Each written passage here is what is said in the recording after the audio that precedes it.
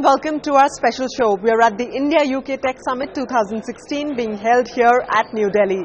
This three-day summit is exploring possible future collaborations between India and the UK in critical sectors like manufacturing, healthcare, education, aerospace design, smart cities and lots more. A crucial aspect that's driving all of these sectors today is disruptive technology. And that's what we are getting to see here at the Tech Summit. From robotic vacuum cleaners to driverless cars, there's lots to see and explore. So first up, let's go right into the world of robotics.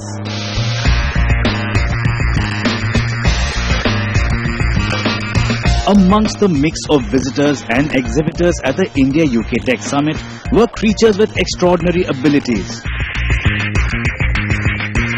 Be it the special droid from a galaxy far, far away, or Magee, the soccer-playing robot.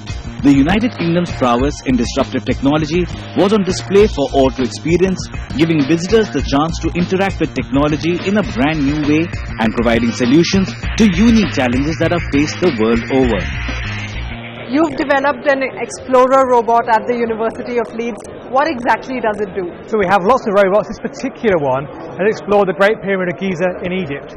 It climbed the shafts, it surveyed the shaft, and we actually found some writing hidden for thousands of years, so it's a really great example of that.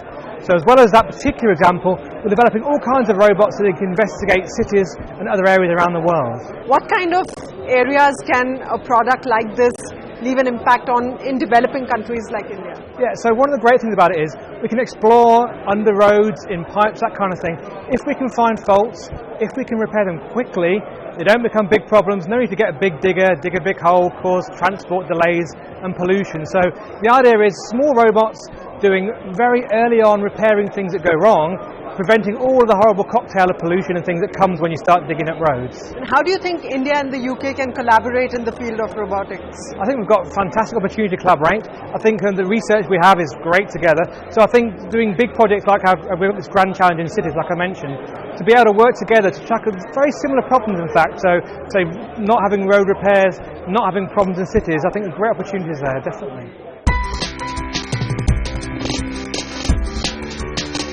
From maintaining cities to maintaining homes, robotics plays a role in every facet of our lives. Dyson Limited, a leading British technology company, has been a pioneer in their field by constantly pushing the boundaries of innovation. With an extensive variety of products, ranging from vacuum cleaners to hair care systems, Dyson is committed to rethinking and reinventing technology for the future. James Dyson, welcome to India, and it's a pleasure to have you with us on CNBC TV 18 today. First off, the bagless vacuum cleaner. Please explain that in simple terms to our viewers. How is it different from a regular? Well, a normal vacuum cleaner relies on a bag or a filter trapping the dust. But the problem with that is that it clogs very quickly, and so you lose airflow and suction, so it becomes very ineffective. I overcame that problem by using cyclones to collect dust by centrifugal force instead of a barrier filter. So we maintain maximum suction all the time. That's it in very simple terms. So James, could you show us a demo of how this robotic vacuum cleaner works? Yes, it has a brush bar underneath here, full width, and then it has a 360-degree camera here that's constantly filming a movie in 3D of its environment, and from that it interprets that picture and so navigates, and it knows where it's been, it knows where it's going, and it knows what it hasn't done. And it will go all the way around your apartment and clean your whole apartment, and it'll come back and recharge itself when it needs to. And as far as the Indo-UK collaboration is concerned, what are the sort of strengths that you're looking at to leverage in India? Well, my foundation wants to set up its work here and work with schools and universities. In particular, we want to bring our James Dyson Award here, which is every year. We have entries from about 22 countries, and the brief is to design something that solves a problem, because that's generally what inspires school children and students. So I hope we're bringing technology. I think that's one of the advantages of having trade relationships between countries, is that you can share technology and develop that technology together. And together, through that collaboration at university level, we'd very much like to work with Indian universities, as we do with 40 British universities, to develop technology and enrich our countries by producing technology we can sell around the world.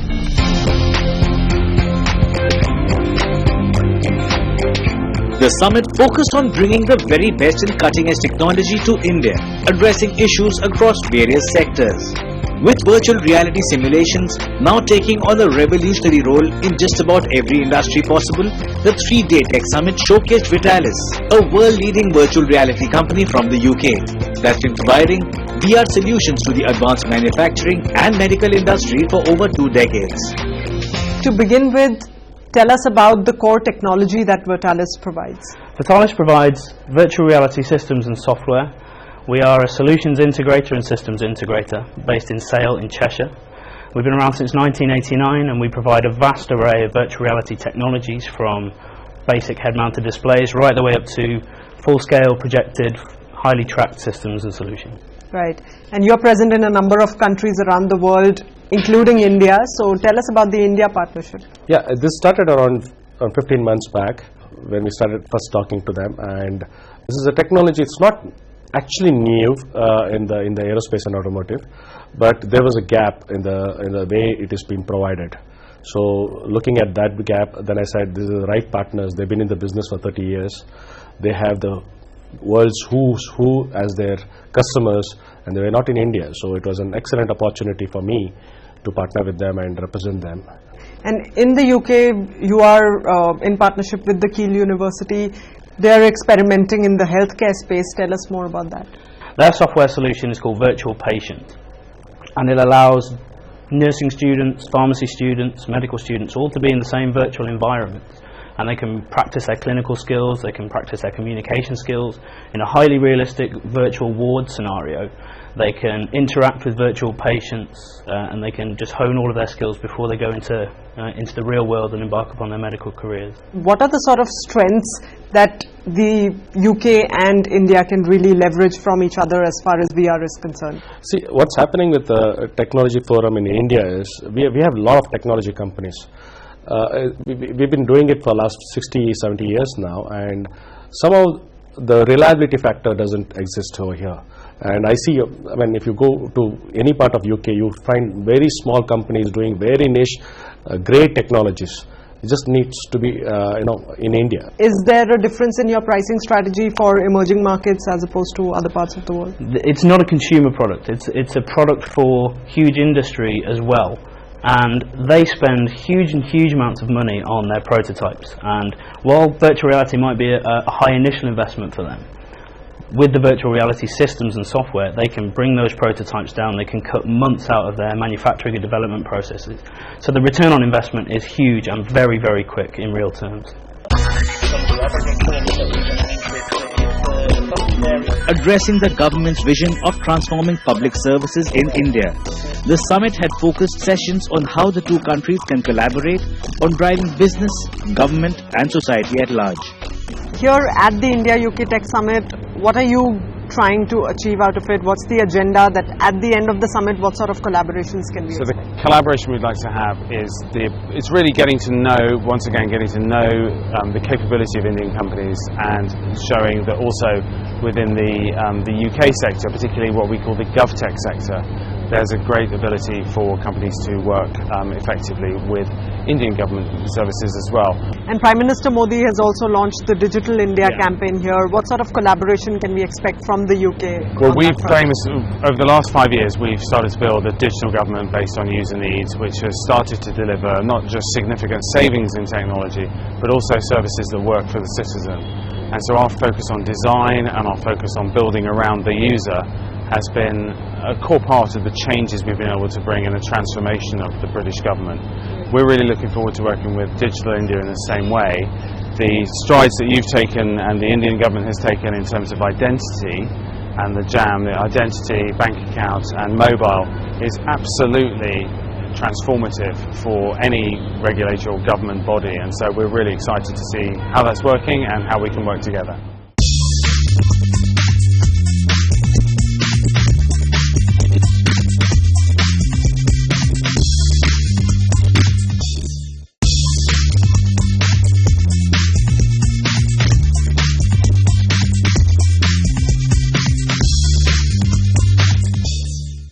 next, I'm meeting the world's fastest man. No, he's not an athlete. In fact, he was a fighter pilot in the Royal Air Force.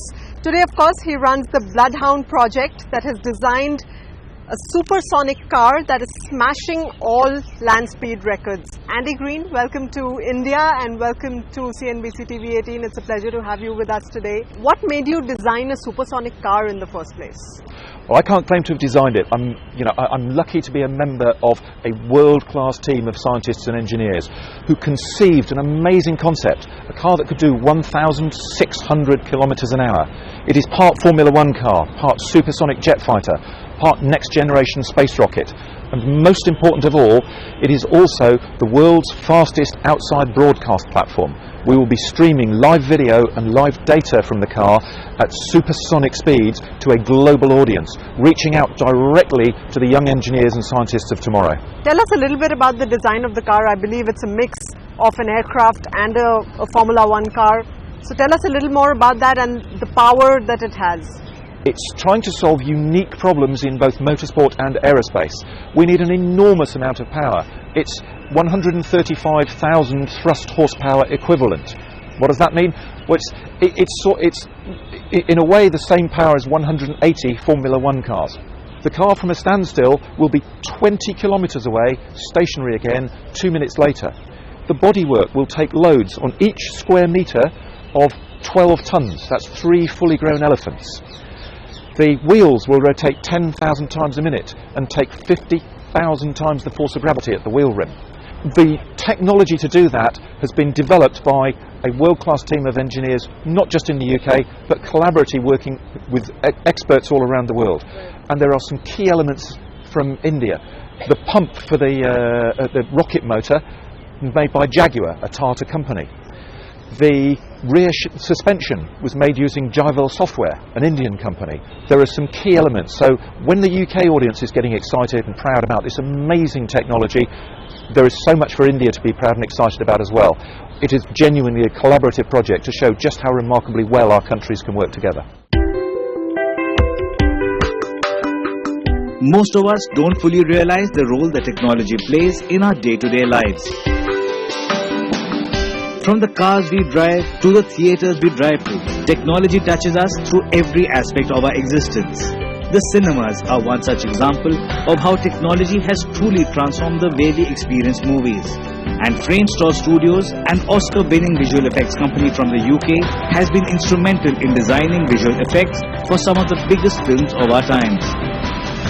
Well, if you've been a fan of Hollywood films like Gravity or the Harry Potter series, perhaps what you'd remember the most about these films are their phenomenal visual effects.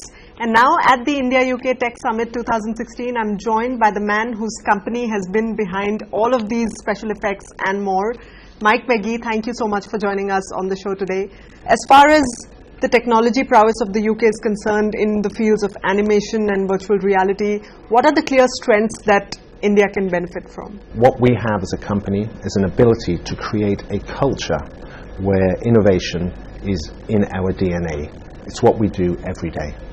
So when we look to India, what we would love to do is partner with people where we can share that DNA and bring out what India has, which is a highly technical, skilled workforce, and train them to do what we need. You're doing a couple of very interesting projects. One of them is the field trip to Mars experiment with the school bus. Tell us a little more about that. The field trip to Mars is a very special project. It brings together all the skills of our company. The bus is our latest foray into making a group VR experience. Normally when you put the headset on, you are very isolated. It's just you and the story. We've made a bus and converted the bus into a giant virtual reality headset. So children go on a school trip, they wave goodbye to their parents, and as they're driving down the road, the windows go from being transparent to showing the surface of Mars.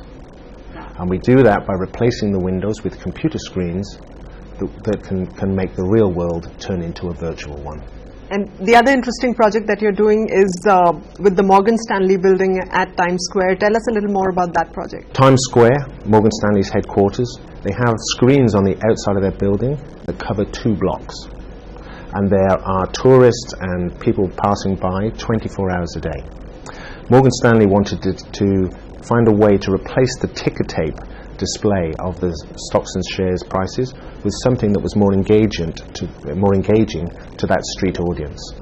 So our solution was to create a content management system that would analyze their data, their live data, and translate it into images, giant images. So if the price of gold goes up, we have images on the outside of the building of liquid gold pouring down the side of the building. So it's more engaging, it's more exciting, more dynamic, and shows the stocks and shares to the people on the street. And here at the India-UK Tech Summit, what are you showcasing and what are you aiming to gain at the end of this summit? As a company, we are globally looking for talent. We are looking for companies to outsource to and companies to partner with. So I'm here to hopefully educate, inspire, and entertain an audience, and then follow up by doing some business afterwards.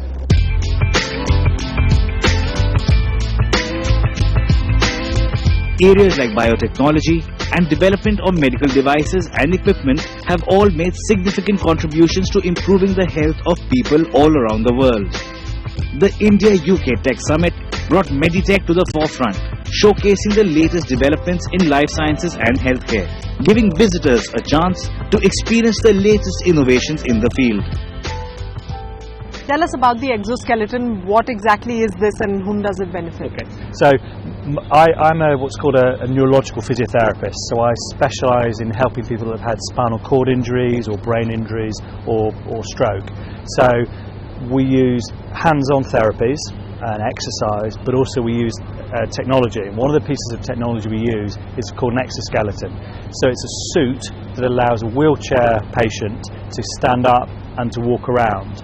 So by supporting them and giving them the chance to walk again, the brain starts to remember how it used to do it. For some people, it'll be a period of rehabilitation, maybe in a hospital environment or in a clinic environment, and they will hopefully get to the point where they don't need the suit and can literally walk with elbow crutches or a stick, or hopefully walk with nothing. What are the clear strengths of India and the UK that each other could leverage in the tech healthcare space? I think for me, working with my Indian physiotherapy colleagues, where over the years there's often not been a lot of money for technology, the creativity that I have seen in Indian physios is just breathtaking. So when you combine that creative mind with technology, you get a super additive effect. You get some really good things happening. It's a very natural partnership. We share the same language, we share the same values.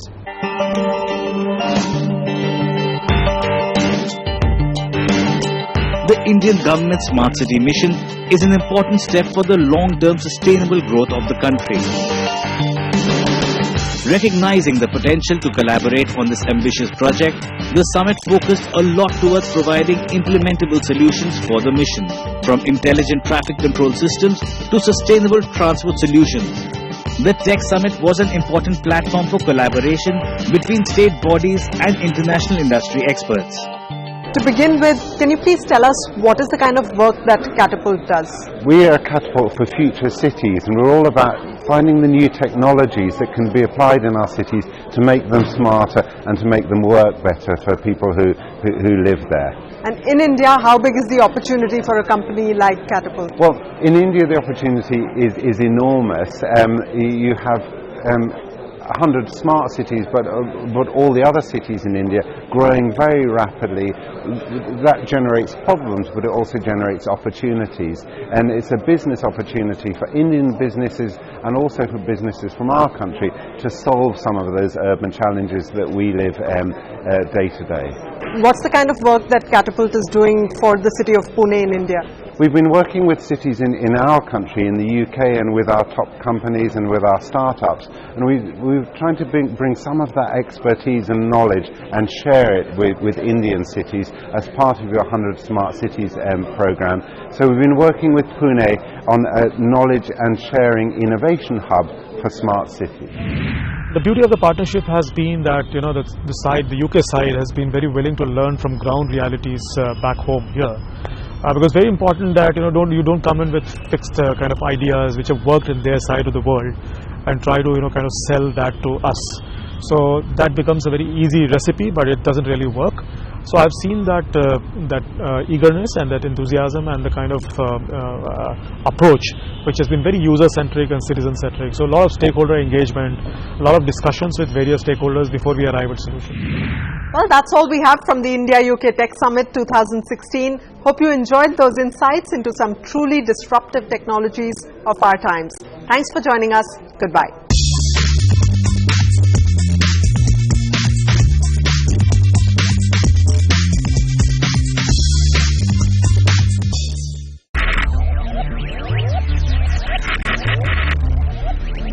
Focus, ideate, innovate, enable.